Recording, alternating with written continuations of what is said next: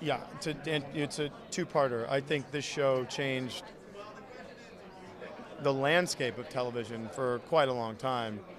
I think it set a very, very super high bar. You mean in the context of a 22-episode network show, where typically if you're on HBO or Showtime and you have 10, 15-episode seasons, you get an exorbitant amount of time to produce all of that and really sort of fine-tune it and distill it into what you want the message and the story to be. In a 22-episode show like this, the fact that they cranked all this out for that long is amazing. And the way the landscape changed, I think, and what do I know, but it set a bar where you had this super high concept show that had a ton of heart and an exorbitant amount of nuance and mythology and stuff that... dense in a way almost no television has been. Yeah. I would say that was the operative. The operative word would be dense. In terms of the fandom, the new show that you're on, it seems like it's a very different fan base, but it's just as passionate. Is that a key part of how television works? Is that interactivity almost with an audience? I do believe, yeah. I think, hi. I do think that ultimately the interaction, but ultimately every week the show airs, and you're in someone's living room or you're on their mobile device, whether they're laying in bed, they're on an airplane, they're in their car, they're in their classroom, wherever they are, you are with them.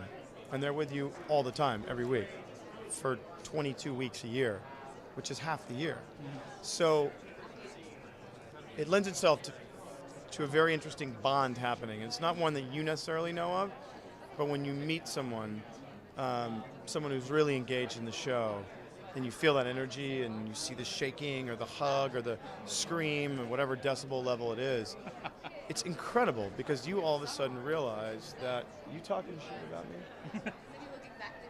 Yeah, last time I saw Malcolm, I was doing a play in New York, and our producer, this multi-Tony winning producer, brought us to this club.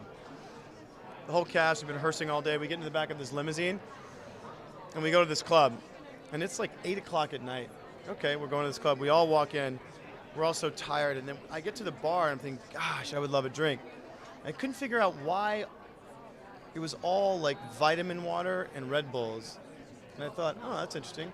I guess the booze is on the, I couldn't find booze anywhere. And then I look around and everyone is about this big. And it was a teen club.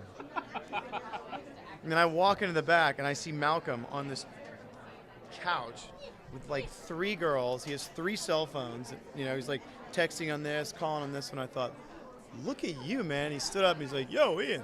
Last time I saw him, like, yeah! He had a pitch in his voice that was so high that it was incredible. And to see him, grow up and become like a man is very cool. Do you remember the moment when you found out your character was going to die? How did you find out? How did I find out? Luckily, I was in wine country in a very beautiful convertible sports car going to a winery. So, yeah, it was not a bad place. It was a good place to be. And so that, I think, lessened the blow a little bit. But it's nice to be back tonight. It's incredible to be back tonight. Very grateful for it. It's all so subjective, and I don't think you can really care what people think. It's not that it's not about them, it's about the story. And the master that you serve is about the story, not about the fans. Or let me rephrase that, the audience.